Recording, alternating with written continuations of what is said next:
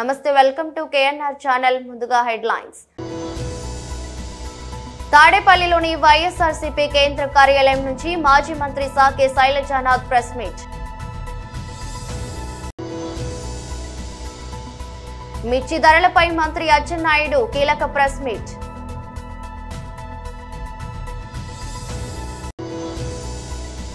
MLC ఎన్నికల ప్రచారంలో అధికారులకు ఈటెల వార్నింగ్.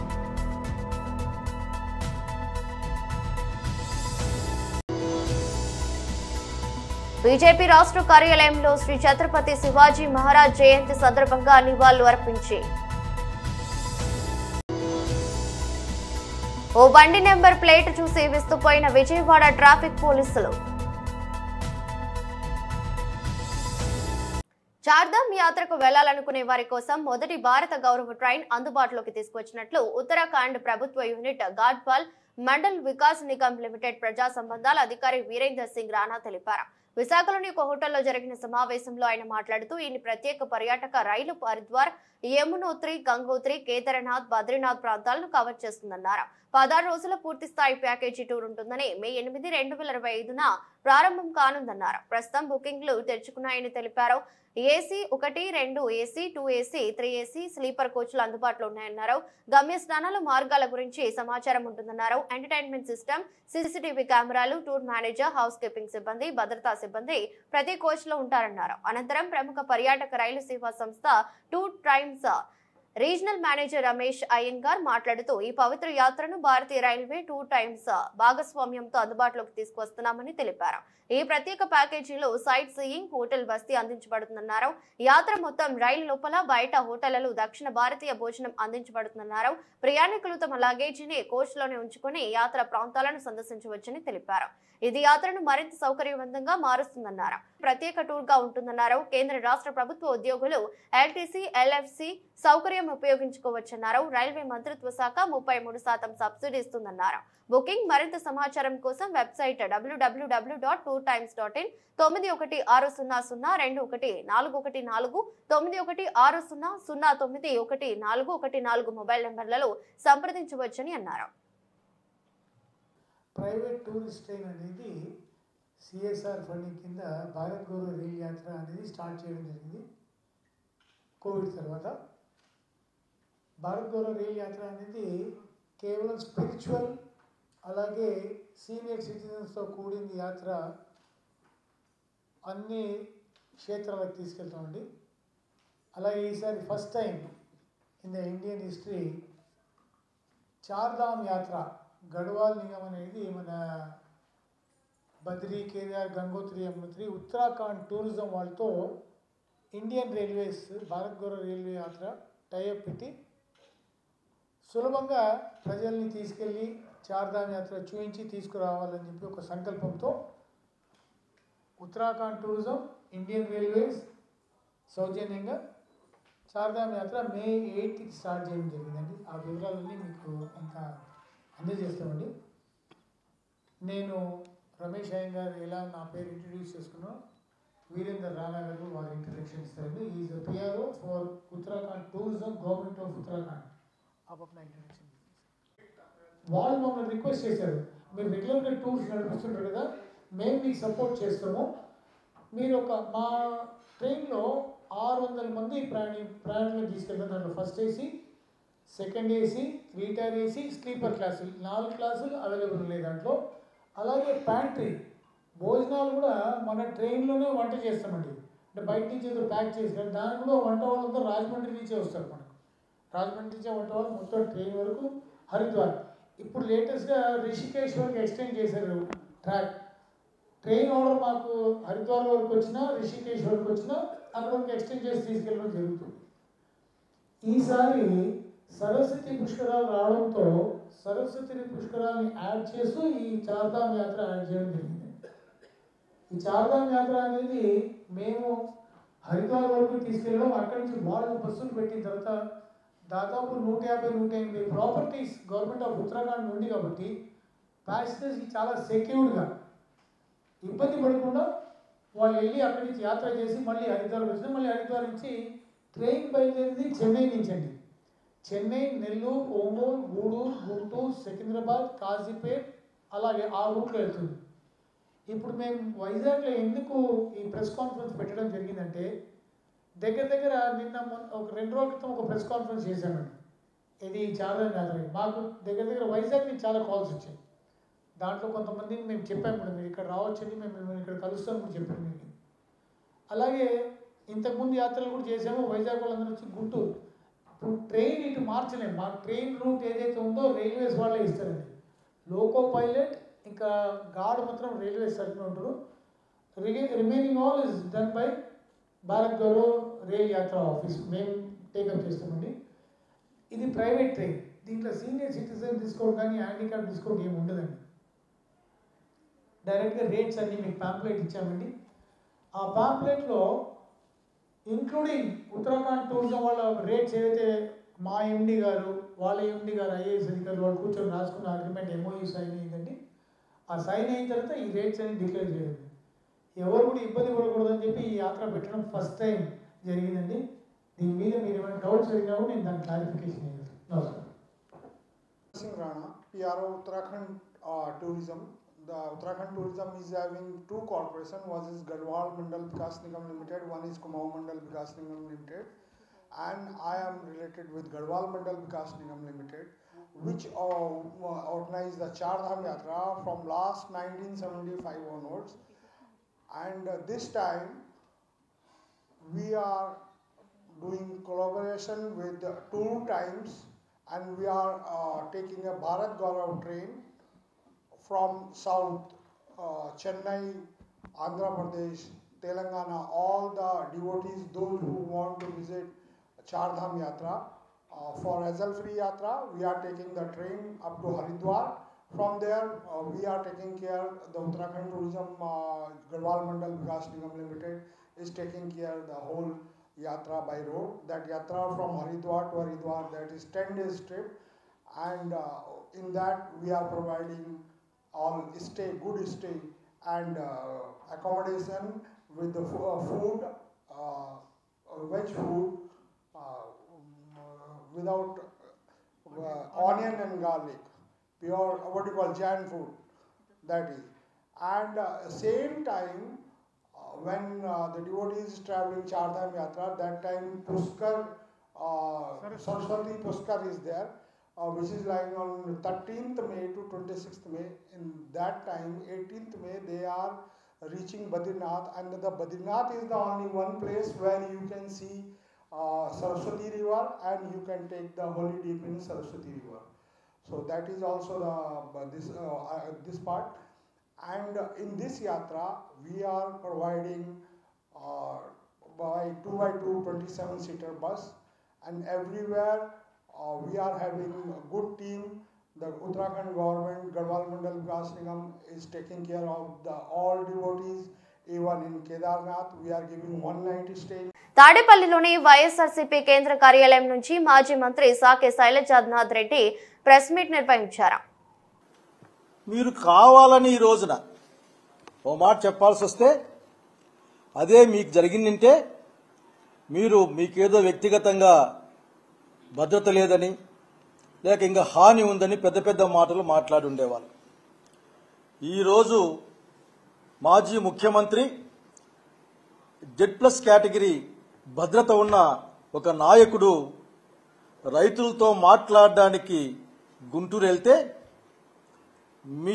మీ కింద పనిచేసే లేకపోతే మీ యొక్క సూపర్విజన్లో పనిచేసే లా అండ్ ఆర్డర్ డిపార్ట్మెంటు అక్కడ చేతులు ఎత్తేసిందని చెప్పడం కంటే కూడా అక్కడ కనిపించకుండా పోయిన సంగతి దేన్ని తెలియజేస్తా ఉందని అడుగుతా ఉన్నాం. మీరు మాజీ ముఖ్యమంత్రి పట్ల మీరు ప్రవర్తించే తీరే అసలు ప్రజలు దాన్ని చెడ్డగా మాట్లాడుకుంటూ ఉన్నారు మిమ్మల్ని చూసి. ఇది మంచిది కాదని తెలియజేస్తా ఉన్నాం. అసలు మీరు ఏమనుకుంటున్నారో నాకు అర్థం కావడంలే. మీకు కావలసిన వాళ్ళ చేత 11 సీట్లని అట్లా ఇట్లా ఎద్దేవా చేయిస్తూ ఉంటారు. ఒక విషయాన్ని స్పష్టంగా చెప్పాలనుకుంటా ఉన్నాం. ఈ రాష్ట్రంలో జగన్మోహన్ రెడ్డిని మించిన బలమైన రాజకీయ నాయకుడు వేరెవరూ లేరు. దాదాపు 40% ఓట్లు కలిగిన పార్టీ ఇది. మీరు కూటమి పేరు మీద మీరు సేన వాళ్ళు అర్థ బీజేపీ అంతా కలిస్తే కూడా వచ్చిన ఓట్లు తప్పనిస్తే single largest that is strongest party ఉంటుంది వైఎస్ఆర్సీపీ రాష్ట్రంలో. నాయకుడు జగన్మోహన్ రెడ్డి గారు దాన్ని మీరు గుర్తించినా నిరాకరించినా సరే అక్కడికి హాజరైన అశేష జనవాహిని తెలియజేస్తుంది జగన్మోహన్ రెడ్డి గారి పట్ల ఆంధ్ర రాష్ట్ర ప్రజానీకానికి ఉన్న నమ్మకం ఏంది, భరోసా ఏందన్న విషయం పట్ల. నేను పోలీసు వాళ్ళని కూడా అడుగుతా ఉన్నాను. ఈ మధ్య అర్థం కావడం లేదు మాలాంటి వాళ్లకు. వ్యవస్థలు రాష్ట్రాల్లో పనిచేస్తాయి, వ్యవస్థలు పార్టీల కోసం పనిచేయం. వ్యవస్థలు పార్టీల కోసం పనిచేయాల్సి వస్తే అప్పుడు యూపీఎస్సీలో పెట్టుకోవాలి ఎగ్జామ్. తెలుగుదేశం పార్టీకి వీళ్ళు ఎస్పీలు వీళ్ళు ఐఏఎస్లని, అట్లా ఇంకొక పార్టీకి వీళ్ళు ఎస్పీలు ఐఏఎస్లని యూపీఎస్లో ఆ కాలం పెట్టి చేయించుకోవాలి మీరు. దయచేసి ఇప్పటికైనా మారమని కోరుతా ఉన్నాం. అనేక విషయాలు మాట్లాడాల్సి వస్తుంది. ఆ విషయాలన్నీ మాట్లాడడానికి సందర్భం కూడా కాదనుకుంటున్నా నేను. ఈ రోజున జగన్మోహన్ రెడ్డి గారు రైతులని పరామర్శించడానికి పోవడానికి మీకున్న ఇబ్బంది ఏందో నాకు అర్థం కాదు, కానీ అర్థం చేసుకునే ప్రయత్నం చేస్తా ఉన్నాం. ఎందుకంటే ఇప్పటికి కూడా రైతు పట్ల జగన్మోహన్ రెడ్డి గారు మిర్చి యార్డుకు పోతే తప్ప మీకు ఏమాత్రం కూడా గుర్తు లేకుండా ఇప్పుడు ఉత్తరం రాస్తారు, కేంద్ర ప్రభుత్వానికి రాసే ప్రయత్నం చేస్తారు. రైతాంగం మిర్చి ధరలపై మంత్రి అచ్చెన్నాయుడు కీలక ప్రెస్ మీట్ నిర్వహించారు.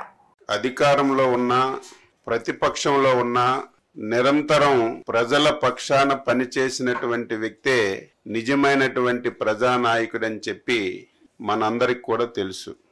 గత 5 సంవత్సరాలు హ్యూజ్ మ్యాండేట్ వచ్చింది. 151 స్థానాలతో ఒక వ్యక్తి ఈ రాష్ట్రానికి ముఖ్యమంత్రి అయ్యాడు.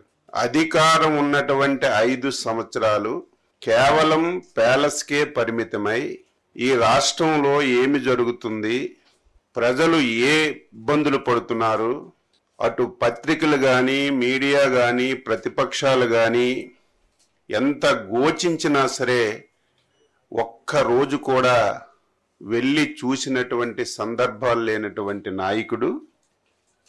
ఇటువంటి నాయకుడు ఈ రాష్ట్రంలో ఉండకూడదు, ఇటువంటి వ్యక్తి అసలు రాజకీయాలకే పనికిరాడు అని చెప్పి 5 కోట్ల మంది తెలుగు ప్రజలు మొన్న జరిగినటువంటి ఎన్నికల్లో చిత్తుగా ఓడించి ఇంటికి పంపించిన విషయాన్ని ఒక్కసారి గుర్తు చేస్తున్నాను. గెలుపు ఓటములు సహజం, ఒక రాజకీయ పార్టీకైనా ఒక వ్యక్తికైనా సహజం.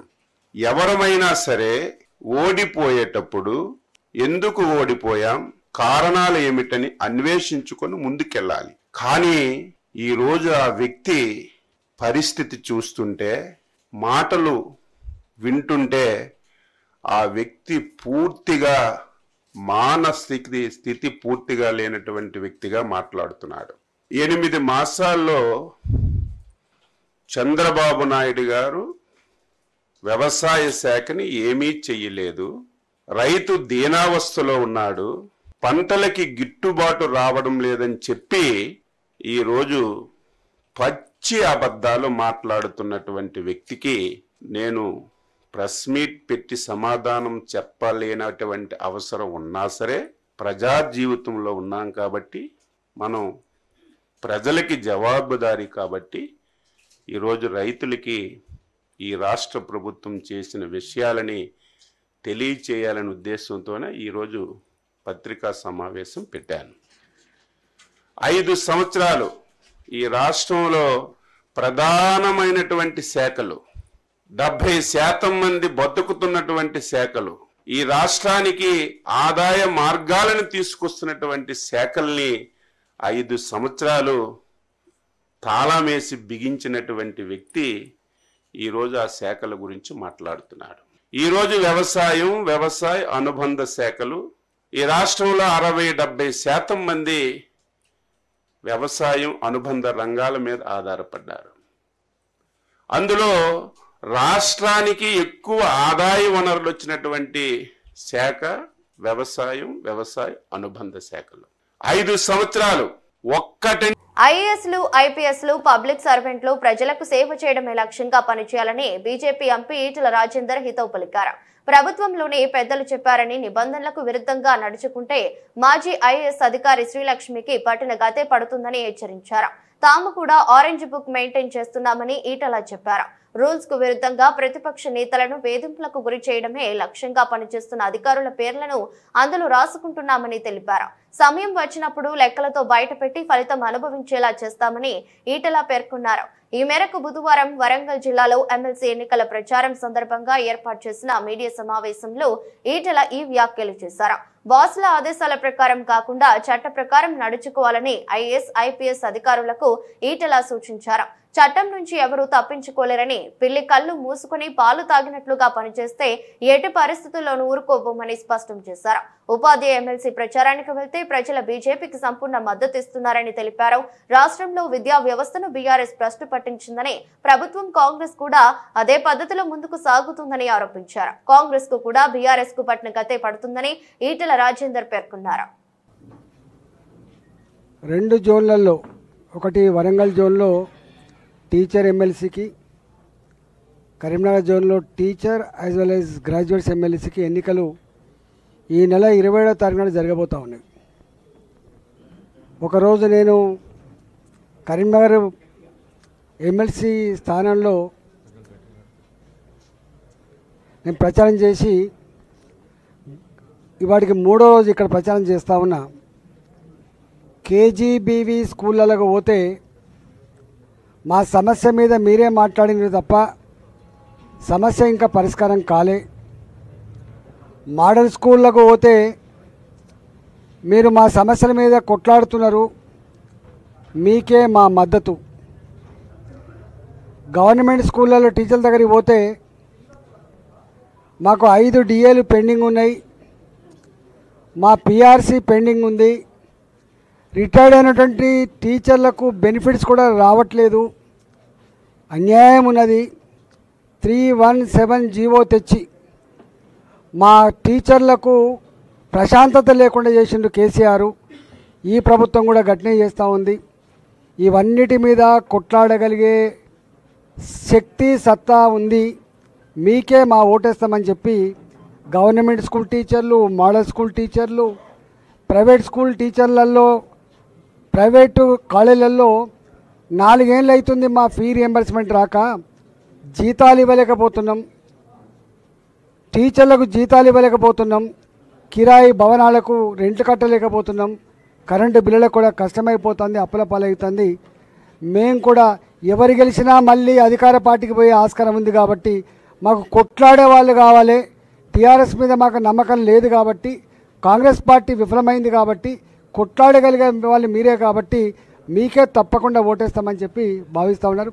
నేను ఒకటే, మెడికల్ కాలేజీలలో టీచింగ్ స్టాఫ్ కావచ్చు, విశ్వవిద్యాలయాల్లో టీచింగ్ స్టాఫ్ కావచ్చు, జూనియర్ డిగ్రీ పీజీ కాలేజీల్లో టీచింగ్ స్టాఫ్ కావచ్చు, గవర్నమెంట్ స్కూళ్ళల్లో, అదేవిధంగా కేజీబీవీ స్కూళ్ళల్లో, మోడల్ స్కూల్లో ఉన్నటువంటి టీచర్లకు కావచ్చు, మేము వినమ్రంగా విజ్ఞప్తి చేస్తున్నాం.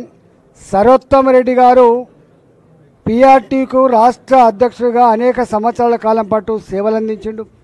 బరిగీసి నిత్యం కొట్లాడేటువంటి వ్యక్తి సర్వోత్తమ్ రెడ్డి గారు.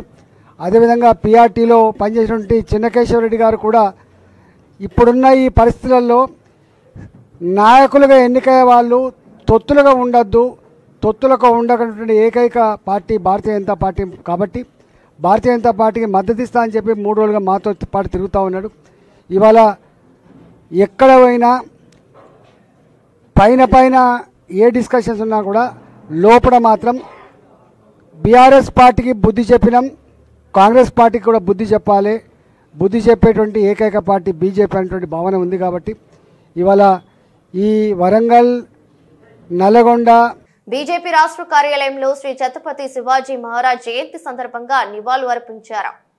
తెలంగాణ రాష్ట్ర ప్రజలకు భారతీయ జనతా పార్టీ తరఫున శుభాకాంక్షలు తెలియజేస్తూ, మరి శివాజీ మహారాజ్ని ఈరోజు భారతదేశంలో ఒక మంచి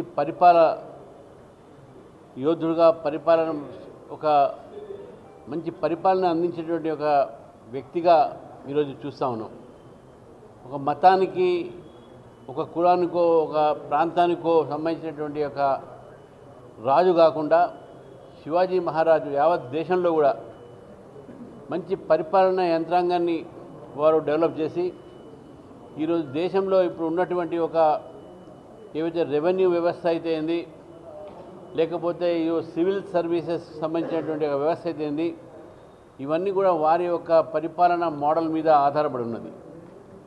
శివాజీని కేవలం ఒక హిందూ రాజుగా ముఘల్ సామ్రాజ్యానికి ఎదుర్కొని పరిపాలన అందించిన రాజు కాకుండా అన్ని మతాలని, అన్ని కులాన్ని గౌరవించినటువంటి వ్యక్తి శివాజీ మహారాజ్.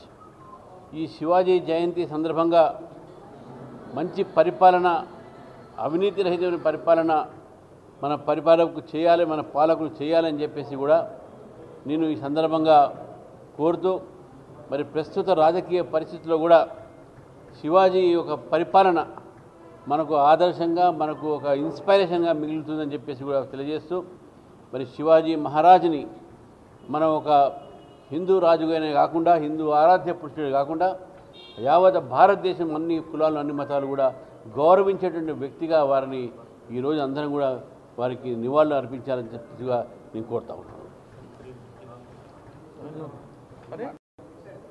శ్రీ శివాజీ మహారాజ్ గారి యొక్క 395వ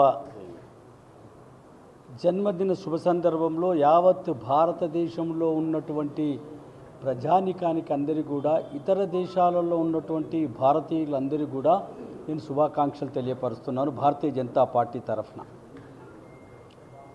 ఈ దేశంలో ఉన్నటువంటి ప్రస్తుత 29 రాష్ట్రాలలో ఏ రకంగా పరిపాలన ఉండాలని ఆనాడు 395 సంవత్సరాల తర్వాత క్రితము తను ఏదైతే యావత్ సామ్రాజ్యానికి అధిపతిగా ఉండి ఏ రకంగా సేవలు అందించాలి, ఇంతకుముందు మా రామచంద్రరావు గారు చెప్పినట్టు డిఫెన్స్ ఏ రకంగా ఉండాలి, రక్షణ రంగం ఏ రకంగా ఉండాలి, వైద్య రంగం ఏ రకంగా ఉండాలి, విద్యారంగం ఏ రకంగా ఉండాలి, సివిల్ సర్వీసెస్ ఏ రకంగా పనిచేయాలి, రాజకీయ నాయకులు నిస్వార్థ భావనతో ఏ రకంగా పనిచేయాలి, ప్రజలకు సేవ చేసేటటువంటి అంకిత భావంతో ఏ రకంగా పనిచేయాలి అనేటటువంటి ఆదర్శవంతమైనటువంటి పరిపాలన నడిపించి అంచెలంచెలుగా ఇప్పటి ఈ సంవత్సరంలో నడుస్తున్నటువంటి రాజకీయ నాయకులకు అందరికీ కూడా, అందరు రాష్ట్ర ముఖ్యమంత్రులకు, దేశ ప్రధాని కూడా ఈనాడు మన నరేంద్ర మోదీ గారు నడుస్తుంటే ఏ రకంగా శివాజీ గారే కనిపిస్తుంటారు వారిలో. విజయవాడలో ట్రాఫిక్ పోలీసులు విధి నిర్వహణలో బండిని దానికి ఉన్న నెంబర్ ప్లేటును చూసి విస్మయానికి గురయ్యారు. ఆ బండి నెంబర్ ప్లేటుపై నెంబర్కు బదులుగా మాఫియా అని రాసి ఉంది. బెజవాడలోని ఓ సర్కిల్ వద్ద ట్రిపుల్ రైడింగ్ ను గమనించిన ట్రాఫిక్ పోలీసులు ఆ బండిని ఆపారు. నెంబర్ కోసం చూడగా మాఫియా అని రాసి ఉన్న అక్షరాలు కనిపించాయి. ఈ నెంబర్ ప్లేటు ఏంది తమ్ముడు, ఇన్షూర్డ్ బై మాఫియా అని రాసి ఉందేంట్రా, ఇదేం నెంబర్ ప్లేటురా, నేనెప్పుడు చూడలేదు, కొత్తగా ఉంది. ట్రాఫిక్ పోలీసు ఆశ్చర్యం వ్యక్తం చేశారు. మాఫియా అయిందిరా, ఏ మాఫియారా మీరు అంటూ ప్రశ్నించారు. అంతేకాదు బైక్ సైలెన్సర్ ను కూడా మోడిఫై చేసి ఉండటం గుర్తించారు. కాగా బైక్ ను ఇటీవలే వేరే వ్యక్తి నుంచి కొనుగోలు చేశారని, అయితే నెంబర్ ప్లేటును మార్చకుండా అలాగే ఉంచానని సదరు బైకర్ వెల్లడించారు. దాంతో ట్రాఫిక్ పోలీసులు అప్పటికప్పుడు ఆ కుర్రాన్ని ఇంటికి పంపించి నెంబర్ ప్లేట్ తెప్పించి అక్కడే రోడ్డుపైనే బండికి బిగించారు. దీనికి సంబంధించిన వీడియో ఇప్పుడు వైరల్ అవుతుంది. వార్తలు ముగించే ముందు మరోసారి హెడ్లైన్స్. తాడేపల్లిలోని వైఎస్ఆర్సీపీ కేంద్ర కార్యాలయం నుంచి మాజీ మంత్రి సాకే శైలజానాథ్ ప్రెస్ మీట్. మిర్చి ధరలపై మంత్రి అచ్చెన్నాయుడు కీలక ప్రెస్ మీట్.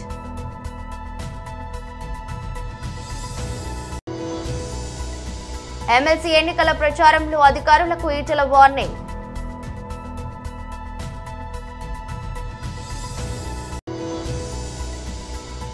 బీజేపీ రాష్ట్ర కార్యాలయంలో శ్రీ ఛత్రపతి శివాజీ మహారాజ్ జయంతి సందర్భంగా నివాళులు అర్పించి ఓ బండి నెంబర్ ప్లేట్ చూసి విస్తుపోయిన విజయవాడ ట్రాఫిక్ పోలీసులు. ఇదరస్ట్ బులెటిన్ మరో బులెటిన్లో మళ్ళీ కలుద్దాం. అంతవరకు సెలవు, నమస్కారం.